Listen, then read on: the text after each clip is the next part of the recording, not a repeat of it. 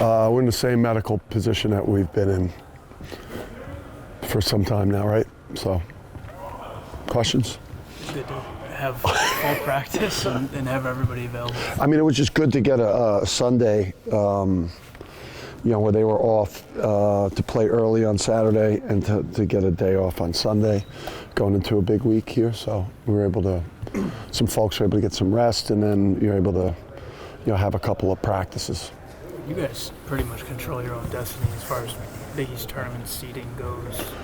You went out, I guess. Are you looking at that right now and using that as a goal? I think you're just trying to get across to the guys that, obviously the regular season, goal of a championship has come and gone, but that, we could still position ourselves, to have a better March than we've had, the previous, months, potentially. But, if we don't take good care of the basketball, if we don't defend better, if we don't have like two-way playmakers all over the court that are on the backboard and just playing with incredible effort, then it won't be a good March. Are you playing right now for seeding in the Big East tournament, hoping to beat 2 or 3, or is it more looking forward to the NCAA and wanting a better seed there? I just think we're trying to play a consistent game. Try not to turn the ball over 25 times like we did when we played Marquette the first time.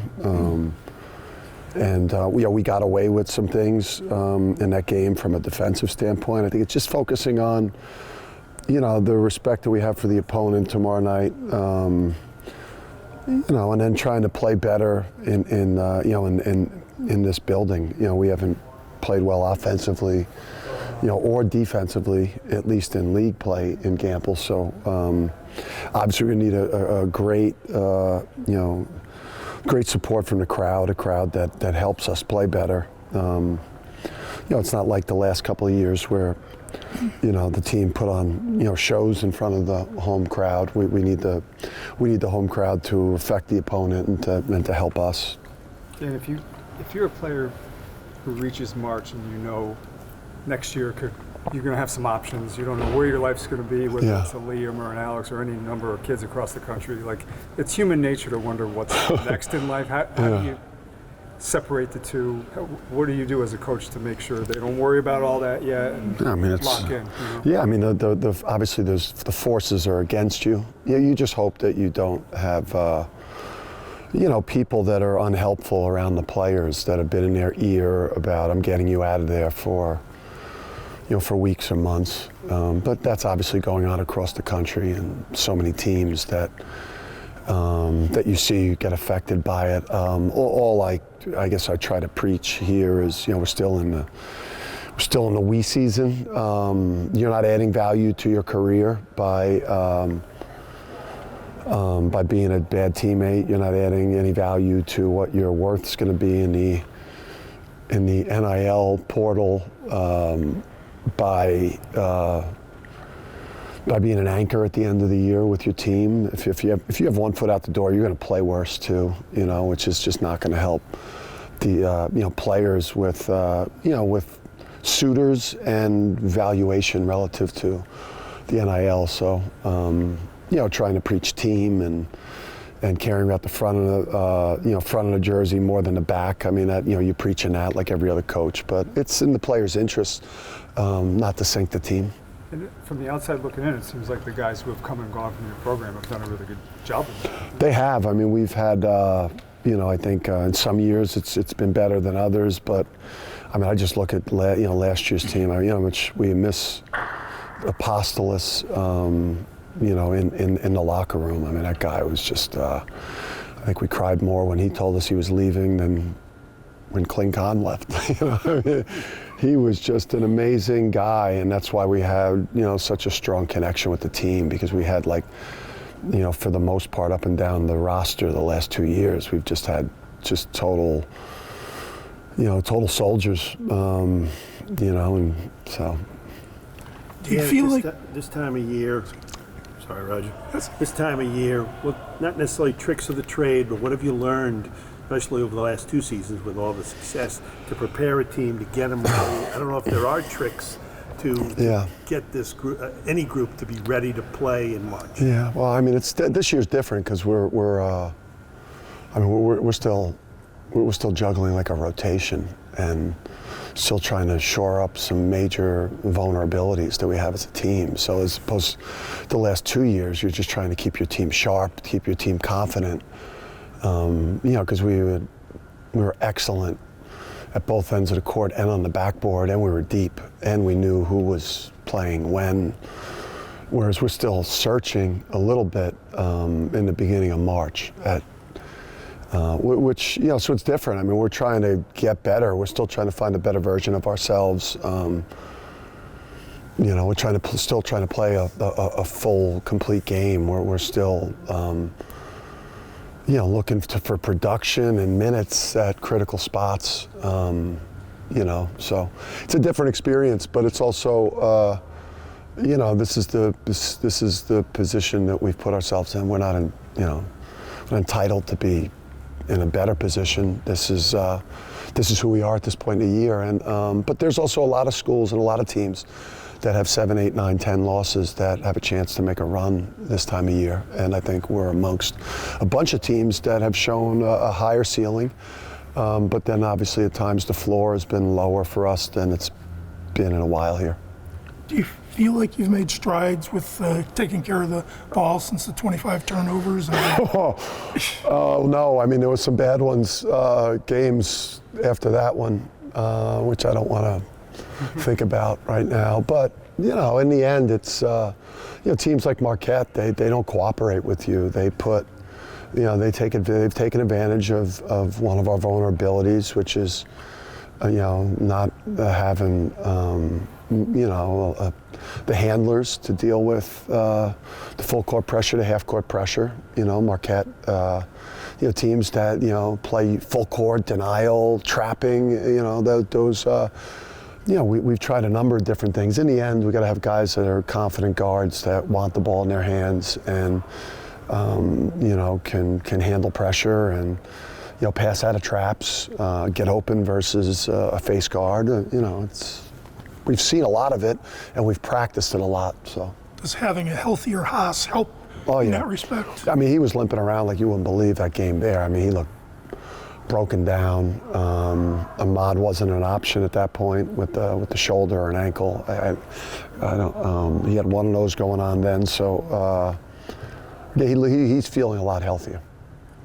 Does the off-script stuff help with not turning the ball over, or is that still something?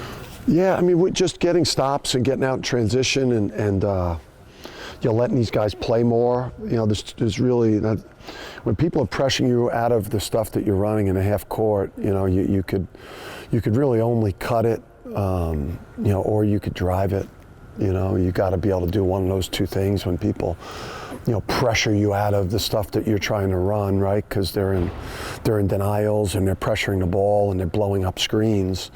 To soften up that defense, you got to be able to beat people off the dribble and cut people and back cut them and make plays in the paint to get people to to respect your ability to create off the dribble. Alex is going to be part of senior night. I know you've got a lot on your mind. Besides that, if you haven't already, when will you start thinking about how much he's meant to this program?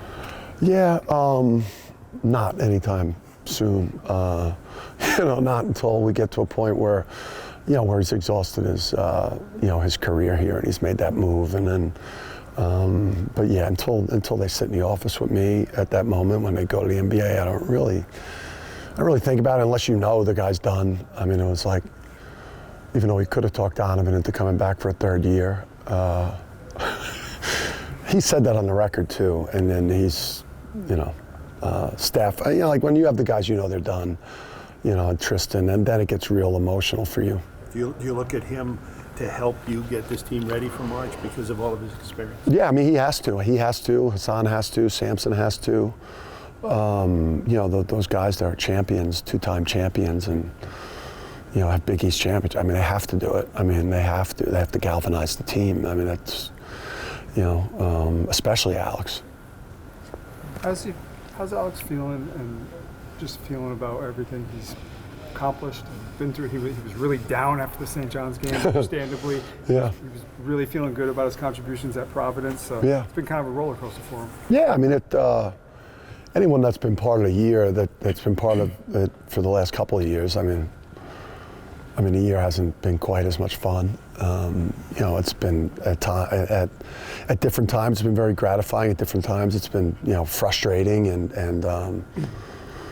but I think that there's maybe a mindset post St. John's, maybe at the Garden, where you just come to this realization, and the worst thing you do in life is to take a victim mentality. Like I'm a victim in this, or woe is me. I think it's like, from myself, who's had the most impact on what the seasons looked like, through to the better players like Alex. I mean, we've put ourselves in this position by the decisions we've made and the way that we've performed to this point. And once you own that and accept that and just focus on being better and pushing forward and improving and winning the next game, I mean, you can get over all that stuff and just find gratification and just getting the most out of this season with this team and playing as well as you can down the stretch. You mentioned that you got away with some stuff defensively last time you played them, but it seemed like you kind of turned a corner in that game. The defense, the way you switched everything. Yeah. Do you feel like that's gotten... Yeah, I don't know if we'll be able to do it as much. Just they'll be, obviously better prepared for us to do that. So, we work on some alternative plans to that, but you have to be able to do some of that versus those guys, because they'll just, with Gold at the 5 and Parham at the 5, their ability to pick and pop and make threes, and just Cam Jones and Joplin and Ross and Stevie Mitchell. I mean, if you just play conventional ball screen defense versus those guys, they'll destroy you. So you got to have an alternative plans, and we've got hopefully a couple things that we can do, that we haven't shown, and some things that we would traditionally do. What was it that you saw in Haas that made you want to bring him here out of the portal? Just I think when he was coming out of high school, we were torn. We had players we had a player or two at his position that was an underclassman that caused us to not recruit point guard in his class. But then when you go through the Big East and you realize just how brutally physical and tough the league is on a night-to-night basis, just how much of a grind these games are. You need Big East guys, I think, and I think that'll resonate with us moving forward, is you need Big East guys to play in this league, the physicality of the league and just the toughness. You need dogs to play in this league, or else you're gonna have a bad regular season. There's always a guy we looked at as competitive. Super competitive dog that loves to compete. In terms of your sophomores, you talked a lot about building around them in the season. Is it something you look back on now and regret a little bit, or do you see the improvement at least in Solo and maybe a little in Stewie? Yeah, I would say Solo I think has probably exceeded I think anyone's expectations for the year. He's really helped himself, and he's been great for us, especially at the offensive end. And he's made strides defensively to become the two-way players that we need here. Jalen has flashed the ability. He's just he's still a young guy, and he's a guy that really needs to get in the weight room in the off season and get a lot physically stronger. Because he's got, you've seen him flash his game and talent. And then, Jaden Ross is just like, I just wish he could take what he looks like on the practice court, where he flashes things that literally no one else is doing, in terms of just a 6'6", 6'7" guy that's doing things above the rim, and he's flashing all types of talent. He just hasn't been able to transfer that to game night.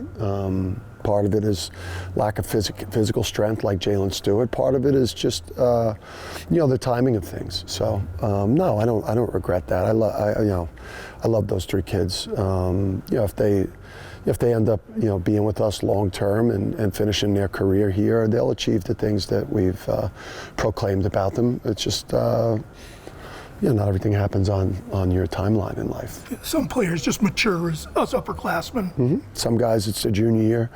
You're hoping it's sophomore year where they're going to make this huge jump. But they, internally, we believe in those guys. Thanks, everyone. Thank you. Thank you. Thank you.